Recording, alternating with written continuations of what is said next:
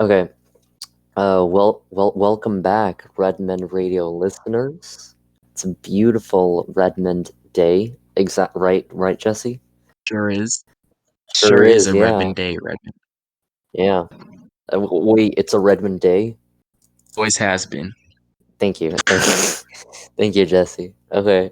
Um, I don't uh, think you shoot a gun in space, can you?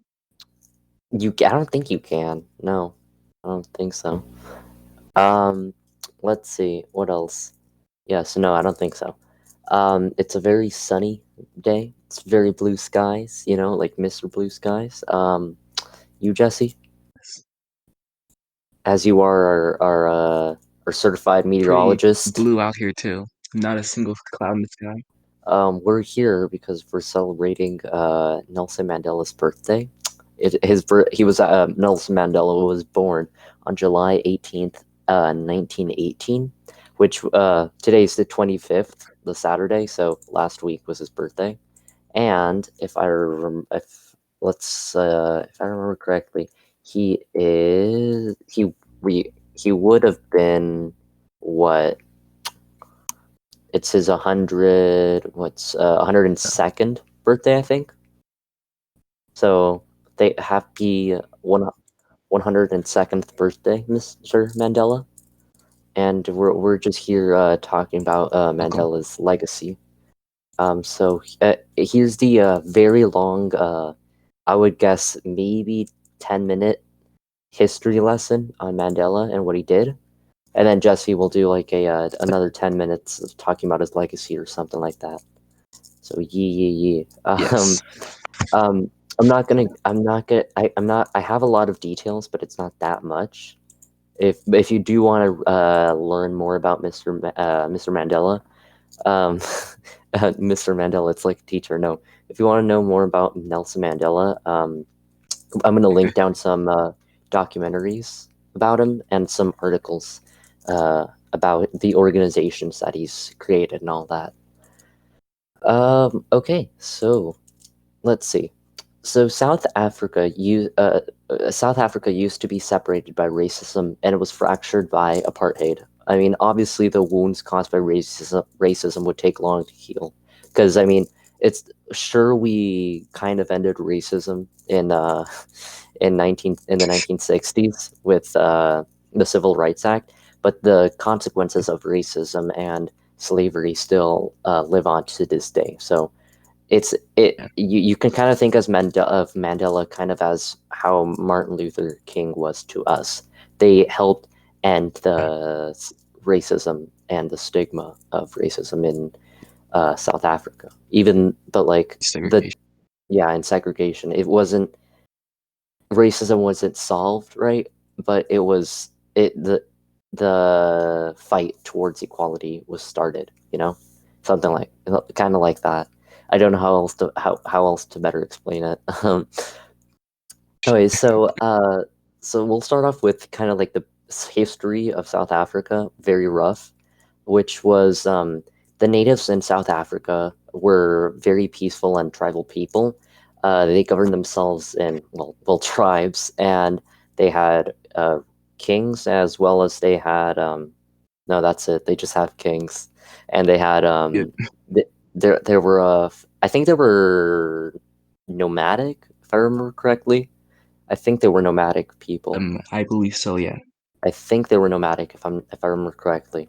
Later, white people, primarily Dutch and German, settled on the tip of South Africa, since it was part of trade routes, and they settled there and they brought their slaves, which kind of added to the racial diversity, since um, that not you can't kind of like primarily classify South Africa as Africa, right? Because there's so many tribes and so many uh, I like Cultures ethnicities, and right, whatnot. Jesse? Like Yeah. kind of ethnicities, like not like the a Yeah. person Like they're from so very different and yeah yeah like a person from Ghana is very different from a person from what Zimbabwe, or someone from Egypt is like very Togo. different from someone to what Tasmania, not Tasmania, that's Australia. Someone from Iberia. Egypt is Even very inside of different. countries, there's lots of Exactly. differences. Like Hmm. in Ghana alone, we have 2,000 native languages, Yeah, cultures. exactly. So It shows just how, like yeah, you can't have like a African like right, like it's not. I don't know how to explain it, but you can't have like an you can have an a African bit over people, but it's not inclusive. like yeah, it's an umbrella term, obviously. Like even Shared within culture. other We like yeah, it's not. putting in Native Americans, Native Canadians, Mhm. and Mexicans all in one group. Yeah, that's kind of the truth that within every type of racial group, it's an umbrella term. So, uh, I get Yeah. so there's slaves added to the ethnic diversity and the racial diversity. Um, later, the British would come and increase the population, and if I remember correctly, the British kind of like conquered South Africa, so that way it later became under the rule, if I remember correctly, and it became part of the British Commonwealth. That South Africa later became a colony of the British Empire. It did. Okay. Okay, yeah. Later, the white people, later the Dutch and Germans, which were also known as Afrikaners. If I have I don't remember how they pronounced it. It was like Afrikaners, and they resented the British, and they became very conservative and started to enslave the natives as well as treat them poorly. So that's just a basic, rough idea of what was going on in South Africa at the moment. Later, Nelson Mandela, I can't pronounce this, but it's Rolihlahla. That Mandela was born on July 18th, 1918, in a Lil rural town in South Africa. Lala, Rolihlahla, I don't want to mispronounce it, but it might be that Rolihlahla. Rolalala, I'm not quite sure. They Rolalala. It was pronounced Honestly, I'm very. guessing too. It was. Let's just go with Rolihlahla Mandela, but I have. It was a very strange way to pronounce it. And I did not want to like insult or anything, right? Right. So, um, Yeah. he was later sent to school. Yeah, he was born in a in and he was sent to school and given the British name of Nelson by a teacher who believed in having Christian or British names. So that way, because they didn't believe in the idea of African culture, so they wanted to spread uh, Yeah. the influence of the British, kind of. When he was about 6, his father died. When Mandela was 9, his father died, and he moved with his uncle, who was a king. He was taught about his culture by the village elders, and he became deeply inspired by his own people. Yeah. He went to college and found his lifelong friend Oliver Tambo, who he went to student protests with, and eventually he was kicked. He and Oliver were expelled from college because they participated in student protests. Um, he later, when he returned to his uncle, he found out that his uncle had arranged marriages for his son and for Mandela, and they both ran away to Johannesburg, where Mandela worked as a policeman in a mine. There, he began to understand racism and how bad it was in South Africa. And since he was really sheltered, living inside of uh, a tribal village, you wouldn't see that much, but living out in a urban area, you would see it a lot more present. So He this kind of like Yeah, formed his like early years. yeah, he was his early years. He saw that his own people were being ruthlessly exploited for cheap labor, and he was appalled and wanted to strive for a change to help his own people. He started a law degree where he was introduced to radical thinking and different forms of black politics. Uh, there, when he was working on his law degree, he met the African National Congress, which will be reduced to ANC for simplicity, which was a Yeah. pro black rights democracy movement. He joined in 1944 and joined politics as well. And around this time, conservatism grew. Racism stopped being a day-to-day thing. So instead of just uh, just calling someone racist slurs and racial slurs and all that, instead of just treating them poorly and paying them very little, it started to become law, and segregationist laws were starting to be created. Um, Black people needed to have a passport to move anywhere, and white people were allowed to roam freely. And there was a comparison in a documentary I watched, which I really liked, which uh, a, a grown African person could had less rights than a white child, because the white child could go anywhere they wanted without a passport on them at all times, whereas Black people had to have a passport on them any moment that they had it, any moment they were outside of their own house, or else they could be arrested and brutally beat up by the police. Um, Transportation, schools, and beaches were among the things that were segregated, and African American and not African Americans and and South Africans and Black people were forced to move, and this meant that the minority whites owned over 90% of the land. It was obviously some white people spoke out against it, but to no effect, because there were more conservative people than there were, I guess, progressives. Um, Yeah.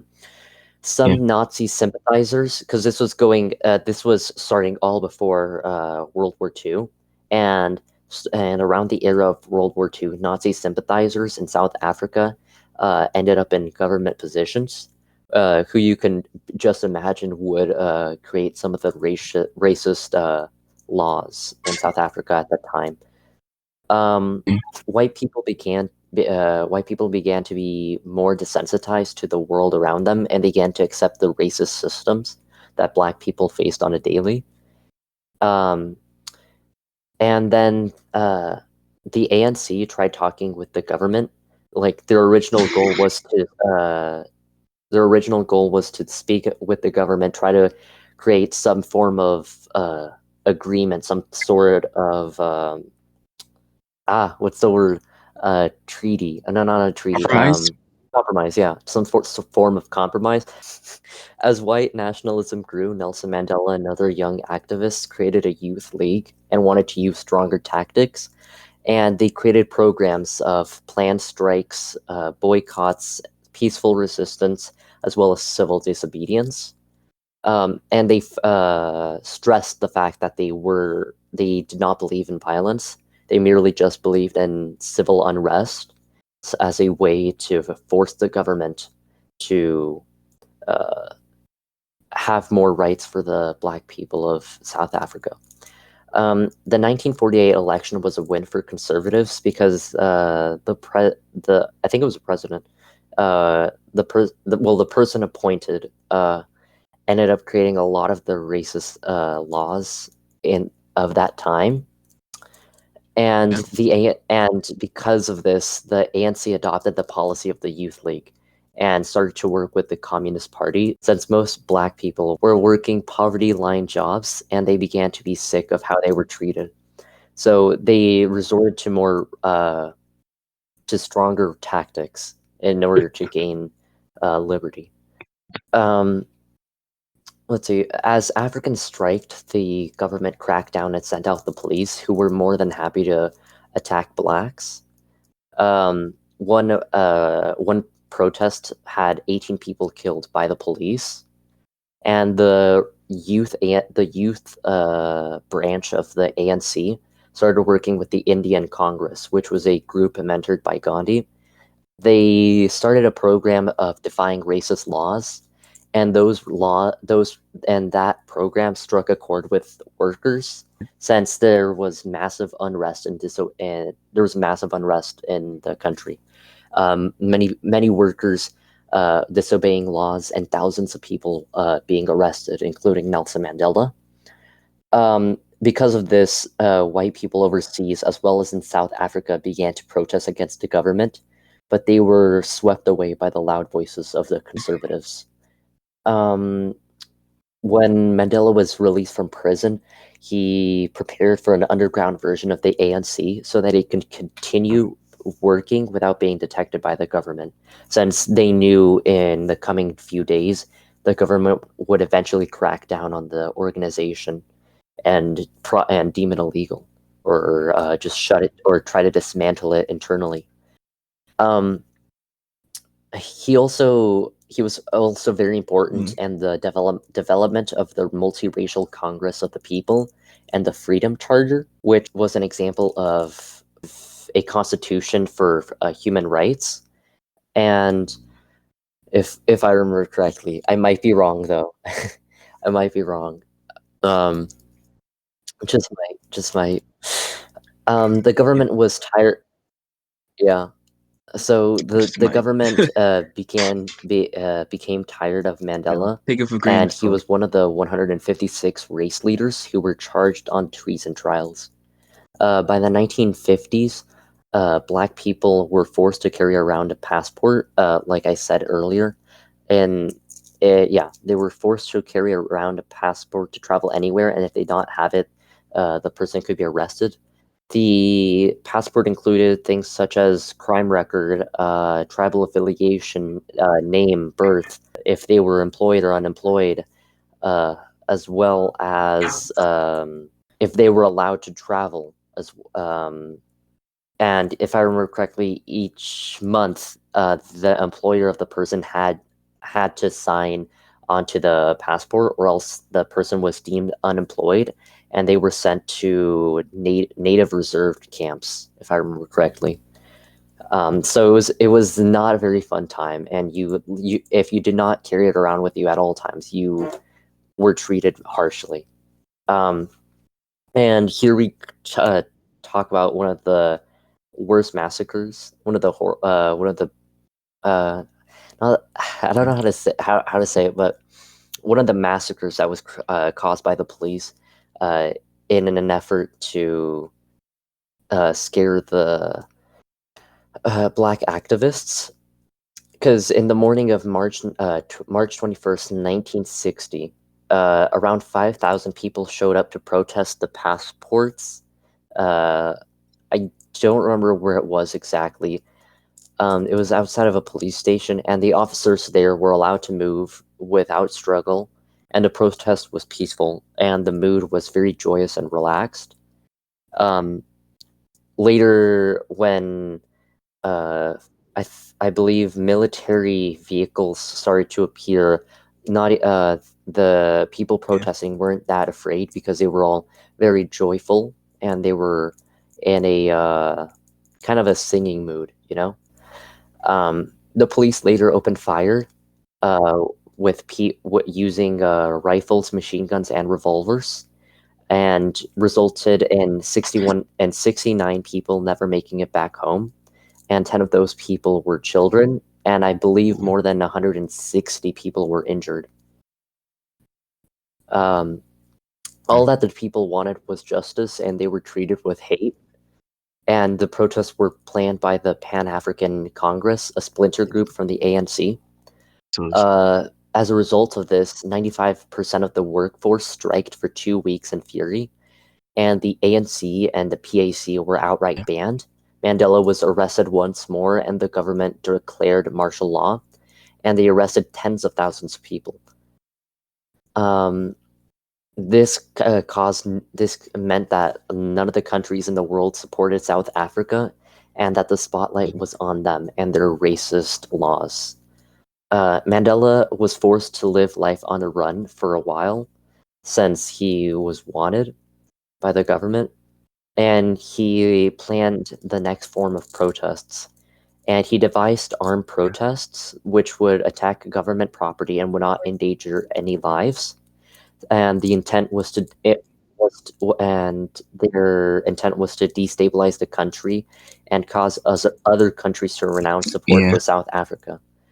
Um, he worked with a bunch of freedom fighters and started program of guerrilla warfare against the government and tried their best Yeah. to be as peaceful as possible towards other people, but obviously violent to the property of the government.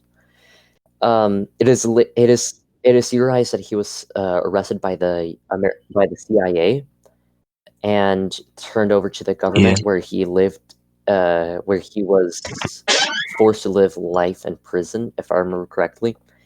He was transferred throughout 3 different prisons, and each of those prisons he worked with the people, with the prisoners there, and started to share skills. So they started to share like mechanical skills. They started to share language skills and all that. Like they started to teach each other things, try to make each other more educated. And I believe it was in the first prison that he was in. That he started to uh, talk with the Yeah. prisoners, that the government decided to move him to another prison, and then to another prison, because he's continued to be charismatic and talk to the prisoners there.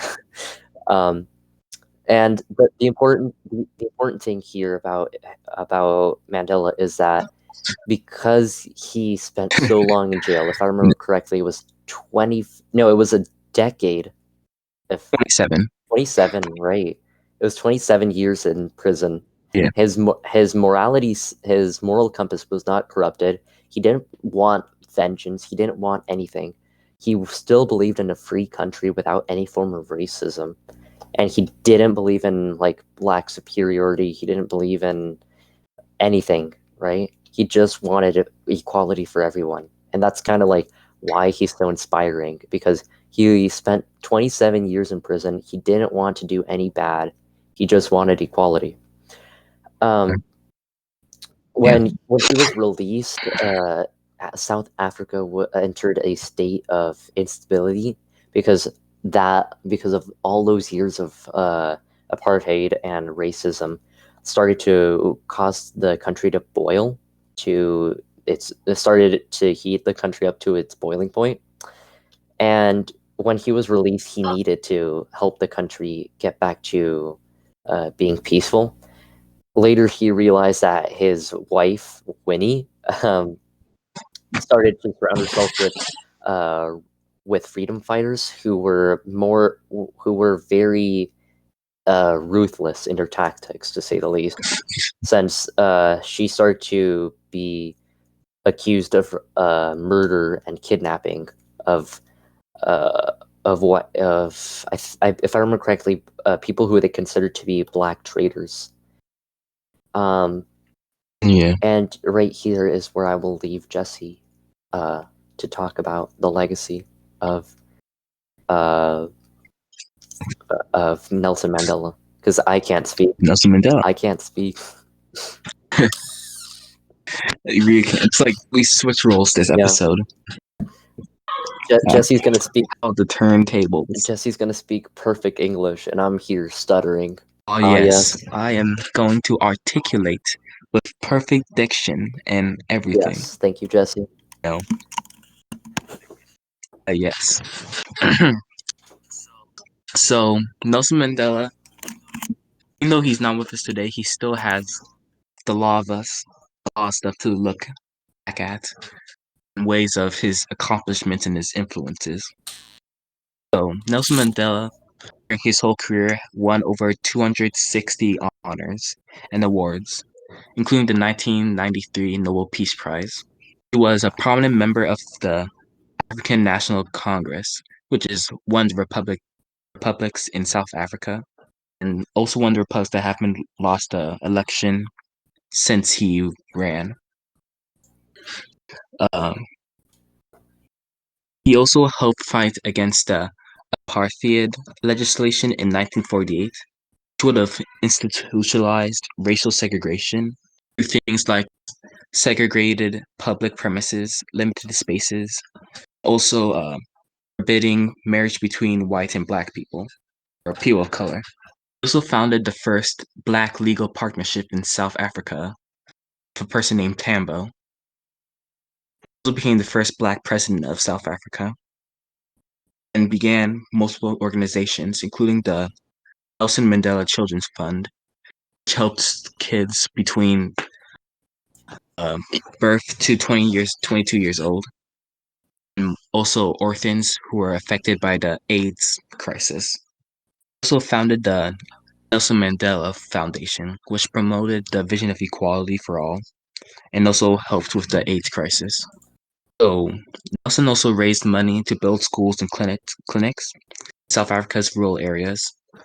He also wrote multiple books during his time, including in 1994 his autobiography titled Long Walk to Freedom. He also spent a total of 27 years in prison, all for trying to fight for the rights of the people in his area. That's the legacy that Nelson Mandela left for us. Yeah. Yeah, Thank you, a Jesse. cool guy. Oh, he also left behind the Mandela, which makes some people believe that a lot of people believe that he died in prison years ago. So when he died in 18, I believe, right? So when he died then, a lot of people are confused. Yeah. A lot of people think this is because people are Yeah. going between parallel universes or something. See, I'm guessing it's probably like propaganda in the country. Like saying your leader's dead or whatnot, and a lot of people still Yeah. believed it. Which honestly, he was president. I don't know how that got past people. I mean, I have no idea, honestly. I did not. I kind of forgot that the Mandela effect exists, and I did not expect for us to talk about it on this episode. It's kind of connected. Thank you, Jesse. It's kind of connected, yeah. Thank you, Jesse. Very cool. Yes, very cool. I mean, I don't know if it might have been like conservative propaganda. It could have been that like to it could make Like sense your so leader's that way dead. that the Stop. conservative government would be like, yeah, your leader's dead, Yeah, stop it. There's no more yeah. hope, right? But like even then it's kind of like iffy. I don't even Yeah. I don't know. Yeah. Yeah. This was a this was a very messy episode because I cannot Oh, you speak, spoke fine. You spoke good and English. It's in English. but like I said in the beginning, I'm gonna add plenty of documentaries or articles to read about Nelson Mandela and his life and his legacy. Jesse, I assume you have some, right? I do have a lot of articles. Yes. So yeah, I'm gonna text them to So you right now. okay. So Jesse's gonna have some articles about his legacy, and I'll just have It's a my bunch of. I mean, legacy. they're mostly documentaries. They're about Jesse's legacy. Yes. About Nelson Mandela's legacy. I have like 3 documentaries. Ooh. I mean, because the issue here is I watched them, but then I forgot to take notes. So then half of it Bruh. I did from memory, half of it I did from notes, and I was like, That's kind of impressive. but like that, but they're really good. They're really good documentaries. I really recommend watching them because it will give you so much more information than I'm able to tell you, and Are any of so these on much more Netflix? detail about Mandela. No, they're not on Netflix. They're on YouTube. Okay, that's easier. I have, yeah, yeah. I have like 3. I mean, they're. Oh yes, now that I remember, there's one thing that I need to talk about. Um, the one thing that you should note with the what's it called with the documentaries is that they do not talk about Mandela's wife Winnie that much and the legacy of called necklacing. Yeah. So here's the interesting thing. Necklacing is I guess a form. Torture? I no, not a form of torture, a form of murder, I Ah, guess, that the ANC had to resort to in an effort to combat uh, moles inside of their yeah. organization. And Mandela did not actively condemn the fact that his organization was participating in necklacing, which, if you don't know what it is basically throwing a tire around someone's body so that way they can't run around. Yeah. Then dousing them in gasoline Oh, and then lighting them on fire. Yeah, that's tough. yeah, it's a very rough, it's very horrifying form of Yeah. murder. And it if it it's people don't talk about Nelson Mandela and the legacy of necklacing that much, but they do. So that's kind of why I want to talk about this, because uh, and not it's gonna sound bad, but like not every good person is Yeah. good, solely good, right? There's no one perfect person Yeah. There's that good people. has helped There's still people, right? mistakes. There's Yeah, still there are good. bad choices. Yeah, there are good people with bad choices, and then bad people with good choices, Yeah. right? Um, like it sounds weird to say it, but like not every like peaceful person is like every freedom fighter we all know, like Gandhi, right? You said that Gandhi It was, was a pedophile. yeah, so Gandhi was a pedophile, even though he was like really important in fighting for the independence of India. Um, like like like you see what I mean? Like it's every good person has some bad choices, and then every bad person has some good choices. So um, Yeah. take every person that you admire with a pinch of salt.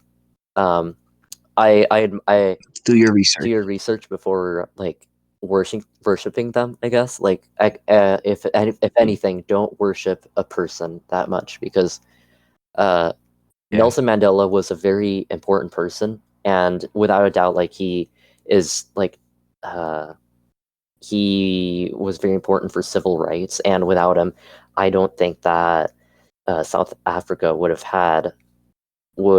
have ended apartheid that easily. So Yeah.